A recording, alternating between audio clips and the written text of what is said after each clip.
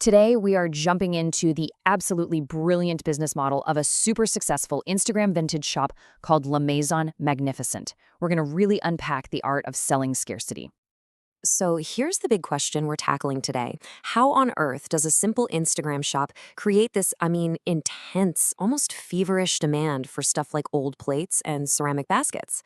I know, it sounds pretty basic on the surface, but trust me, the strategy behind it is a total masterclass in e-commerce. Okay, here's how we're going to break it all down. First, we'll nail down the exact brand we're talking about. Then, we'll get into their whole French vibe, figure out why their inventory is so strategic, look at how they actually sell things, and finally, pull back the curtain on the hidden challenges that make this whole thing tick. First step, the magnificent niche. And, our first challenge was a bit of a surprise, just figuring out which business we were even supposed to be looking at. You see, the problem is that using French words like La Maison is super popular for brands. It just sounds chic, right? But it creates a ton of noise online, which makes finding the specific shop we're analyzing surprisingly tough. And this is exactly what I'm talking about. On one side, you've got our target, the Instagram handle at La Maison Magnifique, the one selling vintage home goods. And on the other side, you've got all this other stuff, wineries, cleaning products, hotels, all using similar sounding names. So we finally pinned it down, thanks to a feature in a luxury lifestyle publication. The real La Maison Magnifique is hyper-specialized. We're talking vintage oyster plates, ceramic woven baskets, and this very specific pastel cabbageware. That intense focus, that's what really makes them stand out from the crowd.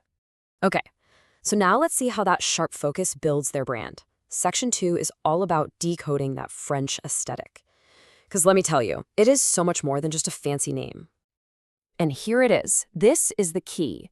That French name is not an accident. It's a calculated, strategic move. It immediately makes you think of luxury, of heritage, of timeless elegance. It elevates the products from just secondhand stuff to valuable artifacts, and it justifies a higher price before you've even seen a single item. So smart. Now, a big piece of their inventory is a style called Magnifique. And this isn't just any old pottery. It's this vibrant, historically important type of earthenware that's been a collector's item since the 1800s. Its value is cyclical, which means it tends to hold its worth over time, a brilliant foundation for a vintage business model. And let's be super clear here.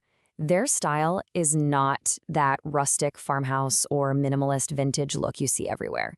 No, this is deliberately whimsical, super elegant, feminine, and everything feels like it has a story. It's curated, it's specific, and it feels historically informed. Which, of course, brings us to our next section, the strategic collectibles. This is where we have to ask, why these specific items? Why not something else? Well, think of their inventory as a really carefully chosen portfolio. You've got the pastel cabbageware, which is a rare and more modern-feeling take on classic majolica. You've got oyster plates, which just scream sophisticated, connoisseur taste. And then the ceramic woven baskets, which add amazing texture and show off incredible craftsmanship. Each category is doing a very specific job. Now, let's talk numbers for a second. This table shows you what comparable items are going for on the open market, and it proves that La Maison Magnifique is absolutely playing in the luxury league. I mean, look at this. High-end oyster plates can go for over $600, antique cabbageware up to $375. This isn't a garage sale. This is a high-stakes collectibles business. Let's just park on that for a moment. $645. That was the starting price for one 1960s Majolica piece that was found during market research.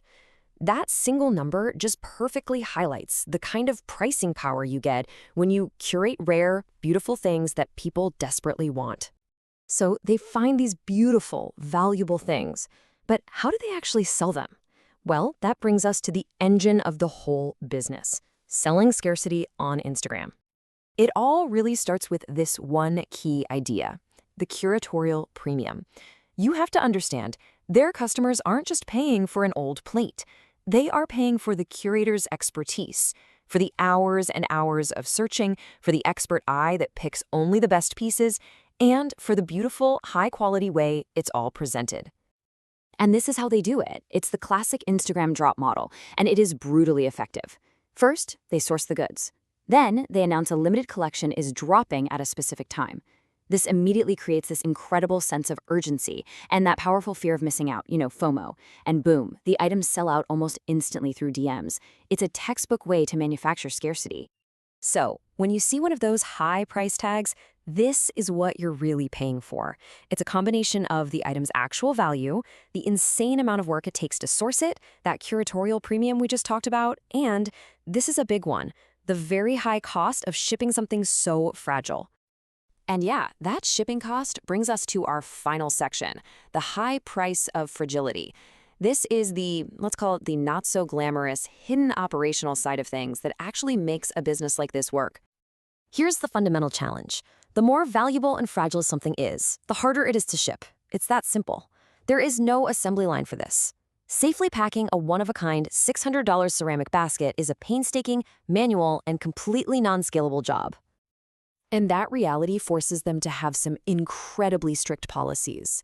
All sales have to be final, you can't replace these items, the buyer has to take on all the shipping risk, and fulfillment is slow and manual on purpose to make sure every piece gets that white glove packing treatment. These aren't just suggestions, they're essential for survival. And I mean, it doesn't get much clearer than this, right? This kind of statement isn't about being mean to customers. It's a necessary shield.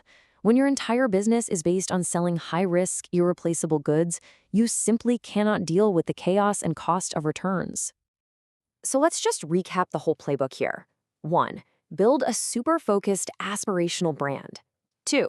Curate a strategic inventory of things that are actually collectible. 3. Manufacture scarcity using the drop model to drive that intense demand. 4. Justify your premium prices with genuine expertise. And 5. Have rigid, non-negotiable policies to protect yourself from all the risk. And that all brings me to one last thought I want to leave you with. In a world of infinite choice, where you can literally buy anything you want, anytime, is the act of expert curation, having someone find the perfect, unique, beautiful thing for you. Is that the ultimate modern luxury? It's definitely something to think about.